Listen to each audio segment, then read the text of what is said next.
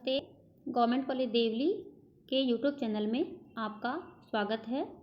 हमने इससे पहले बीए फर्स्ट ईयर की जो क्लास ली थी उसके अंतर्गत राजनीति विज्ञान और परंपरागत राजनीति विज्ञान का अर्थ, विशेषता और क्षेत्र पढ़े थे। आज हम आधुनिक राजनीति विज्ञान की अर्थ, विशेषता और क्षेत्र का अध्ययन यहाँ करेंगे। हमने राजनीति विज्ञान को दो पार्टों में बांटा था, पुराना और आधुनिक, यानी परंपरावाद या परंपरागत राजनीति विज्ञान और आधुनिक राजनीति विज्ञान। जब हमने परंपरागत राजनीति विज्ञान पढ़ा था तो उसमें सारी चीज़ें, परंपरागत तरीके, पद्धतियाँ पुरानी, कल्पनात्मक, आदर्शवादी, ये था। तो अब उससे अचानक ऐसी क्या कंडीशन उत्पन्न हुई कि राजनीति जो शास्त्री थे उनको नए राजनीति विज्ञान की ओर आना पड़ा। ऐसी क्या कारण और परिस्थितियाँ थी, तो इसमें से कुछ के मैं आपको बता देती हूँ। कई बार पूछ लेते हैं छोटे क्वेश्चन में, तो ये काम आती हैं। जैसे मध्यम वर्ग का उदय हो गया था औद्योगिक क्रांति के बाद, ठीक है। प्रतिनिध्यात्मक शासन प्रणाली की स्थापना हो गई थी, उदार लोकतंत्र की स्थापना हो गई थी, निरंकुश राजतंत्र के स्थान पर कई देशों में समाजवादी व्यवस्था का लोगों ने समर्थन किया, पूंजीवाद के घिनौने रूप के कारण, ठीक है। 20वीं शताब्दी के प्रारंभ में राजनीति विज्ञान ने संस्थागत विधिवादी परंपरा को छोड़कर एक नई दृष्टि अपनाई, जिसके अनुसार समाज व सामाजिक समूहों को एक प्रक्रिया के रूप में देखा जाने लगा। इससे राजवेत्ताओं को वास्तविक या यथार्थ शक्ति की खोज करने को प्रोत्साहन मिला। जैसे Woodrow Wilson, Walter Bagehot, Lord Bryce ने इस दिशा में पहल की। द्वितीय विश्व युद्ध के बाद अमेरिका तथा पश्चिमी जगत में राजनीति विज्ञान की समझ धारणाओं में क्रांतिकारी परिवर्तन आया। यानी मेन जो चेंज हुआ था, लोगों ने पुरानी राजनीति विज्ञान की अध्ययन पद्धतियों को छोड़कर नए राजनीति विज्ञान को अपनाया था, वो द्वितीय विश्व युद्ध के बाद ही हुआ था। और इसका प्रेरणा स्रोत शिकागो विश्वविद्यालय है। ये आप लोगों के एग्जाम में क्वेश्चन आता है, शिकागो विश्वविद्यालय वाला। चार्ल्स मेरियम के नेतृत्व में शिकागो विश्वविद्यालय के विद्वानों ने राजनीति विज्ञान को समाजशास्त्र, मनोविज्ञान, दर्शन, सांख्यिकी, अर्थशास्त्र व मानव शास्त्र जैसे विषयों के निकट लाने का प्रयत्न किया। यानी ऐसे कौन कौन से जो प्रतिपादक हैं जिन्होंने राजनीति विज्ञान को अन्य विषयों के नज़दीक लाने का प्रयास किया? चार्ल्स मेरियम था।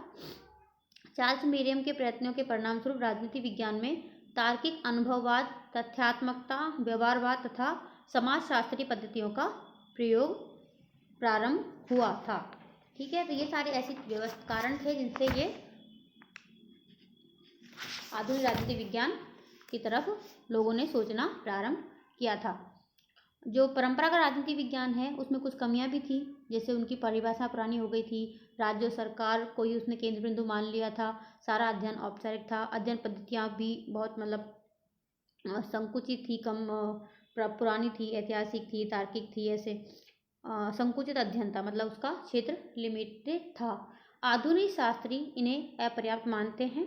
इसमें गत्यात्मक राजनीतिक शक्तियों के अध्ययन पर बल नहीं दिया गया था, जो कि सरकार के निर्णय प्रक्रिया पर अपना प्रभाव डालती है। द्वितीय विश्व युद्ध के बाद राजनीति विज्ञान के अध्ययन में चेंज आए, जिसके प्रेरणा अमेरिकी राजनीति वैज्ञानिकों शिकागो विश्वविद्यालय को से मिली। उन्होंने राजनीति विज्ञान को अध्ययन अधिक वैज्ञानिक बनाने का प्रयत्न किया। जो शिकागो विश्वविद्यालय है वो, उसमें चार्ल्स मेरियम के नेतृत्व में राजनीति शास्त्रियों का एक समूह बनाया गया, जिन्होंने राजनीति विज्ञान को अन्य विषयों के नज़दीक लाने का प्रयास किया, जैसे मैंने आपको पहले बताया था। इससे राजनीति विज्ञान में तार्किक अनुभववाद, तथ्यात्मकता, व्यवहारवाद तथा समाजशास्त्रीय पद्धतियों का प्रयोग प्रारंभ हुआ। ये मैं आपको बता चुकी हूँ, ठीक है। अब आती हैं आधुनिक राजनीति विज्ञान की परिभाषाएं।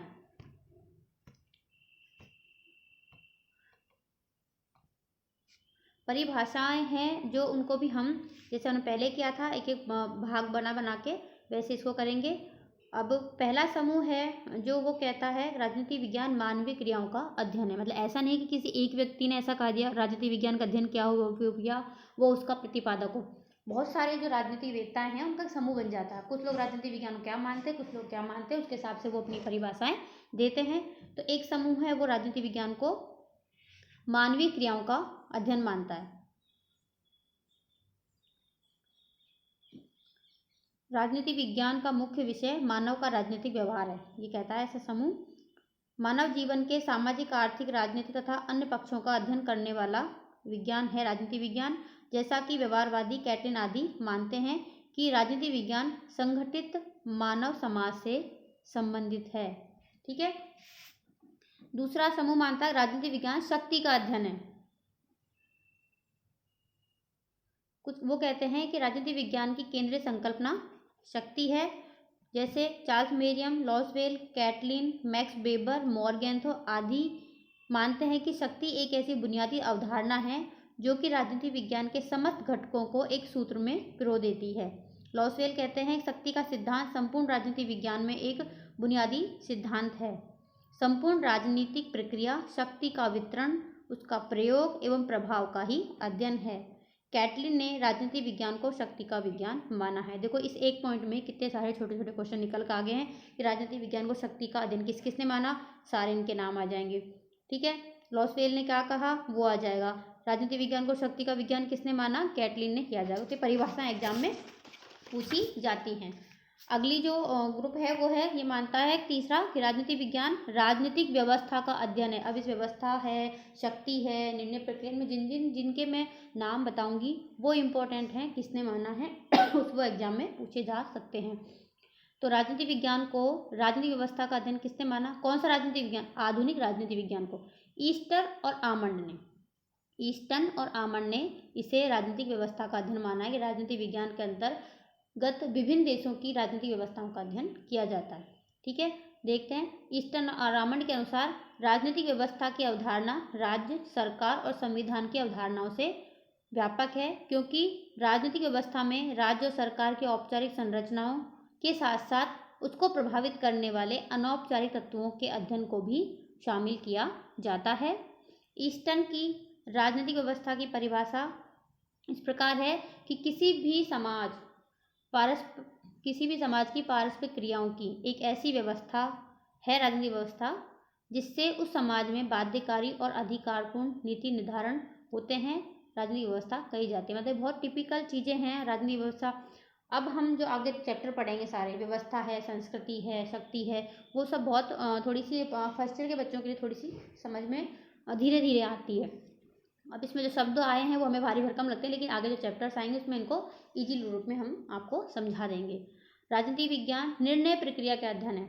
ये किसने कहा है, साइमन और लासवेल ने। साइमन और लासवेल ये दोनों राजनीति विज्ञान को नियम निर्माण और निर्णय प्रक्रिया का अध्ययन करने वाला विज्ञान मानते हैं कि राजनीति विज्ञान के अंतर्गत नियम निर्माण किया जाता है और राजनीतिक जो निर्णय लिए जाते हैं उसकी प्रक्रिया का अध्ययन किया जाता है। क्योंकि राजनीति विज्ञान सरकार का अध्ययन है और सरकार का काम है निर्णय निर्माण करना, इस तरह राजनीति विज्ञान इसका अध्ययन करने वाला माना जाता है। साइमन कहता है कि राजनीति विज्ञान ये सिखाता है कि प्रशासन में निर्णय कैसे लिए जाते हैं और ज़्यादा प्रभावी ढंग से निर्णय कैसे लिए जा सकते हैं। लॉसवेल कहता है राजनीति विज्ञान को एक नीति विज्ञान कहा जा सकता है। इन सारी जो परिभाषाओं से स्पष्ट होता है कि जो राजनीति विज्ञान की एक सर्वसम्मत परिभाषा देना कठिन है। ज़्यादातर जो लोग हैं उनके अनुसार राजनीति विज्ञान राजनीतिक समाज के अतिरिक्त राजनीतिक प्रक्रिया व उसके परिणामों का भी इसके अंदर अध्ययन किया जाना चाहिए। अब आएगा हमारा आधुनिक राजनीति विज्ञान का क्षेत्र, यानी कि इसका विषय क्षेत्र क्या है, अध्ययन क्षेत्र क्या है। ठीक है। तो पहला है इसमें मानव के राजनीतिक व्यवहार का अध्ययन किया जाता है। मानव के राजनीतिक व्यवहार का इसे प्रभावित करने वाले राजनीतिक व गैर राजनीतिक तत्वों का अध्ययन इसमें किया जाता है आधुनिक राजनीतिक विज्ञान में। अगला है सत्ता, शक्ति, प्रभाव, नियंत्रण तथा निर्णय प्रक्रिया आदि अवधारणाओं का इसमें अध्ययन किया जाता है, क्योंकि आधुनिक राजनीतिक शास्त्रियों का मानना है कि ये सारी ऐसी आधारभूत अवधारणाएं हैं जिनकी पृष्ठभूमि में ही राज्य संस्थाएं काम करती हैं। समाज का अध्ययन, इसमें समाज का अध्ययन भी किया जाता है। क्यों? क्योंकि व्यक्ति के राजनीतिक जीवन को सामाजिक जीवन के संदर्भ में ही उचित रूप से समझा जा सकता है। एक व्यक्ति की सामाजिक जो पृष्ठभूमि है, सामाजिक उसका व्यवहार है, सामाजिक उसकी स्थिति है, सामाजिक उसका सम्मान है, रेपुटेशन है, उसके हिसाब से वो राजनीति में अपना भाग निभाता है। इसलिए उसकी समाज का भी इसमें अध्ययन किया जाना चाहिए, उसके सामाजिक जीवन का भी इसमें अध्ययन किया जाता है। अन्य विषयों का अध्ययन में अंतः अनुशासनात्मक दृष्टिकोण, यानी हम अपने विषय के साथ में अगर सारे विषयों का अन्य विषयों का अध्ययन करते हैं, उसकी अच्छी चीज़ों को अपनाते हैं, तो ऐसा दृष्टिकोण अंतः अनुशासनात्मक दृष्टिकोण कहलाता है। इसके अंतर्गत उसका अध्ययन किया जाता है। अंततः अनुशासनात्मक दृष्टिकोण को अपनाकर अन्य विषयों जैसे अर्थशास्त्र, समाजशास्त्र, सैन्य विज्ञान, मनोविज्ञान आदि अन्य विषयों का भी इसमें अध्ययन किया जाता है। राज्य की औपचारिक व न्यायिक संरचनाओं के बजाय अब उनकी प्रक्रियाओं, कार्यवाहियों और सरकारी कार्यवाहियों के अध्ययन पर अधिक बल दिया जाता है।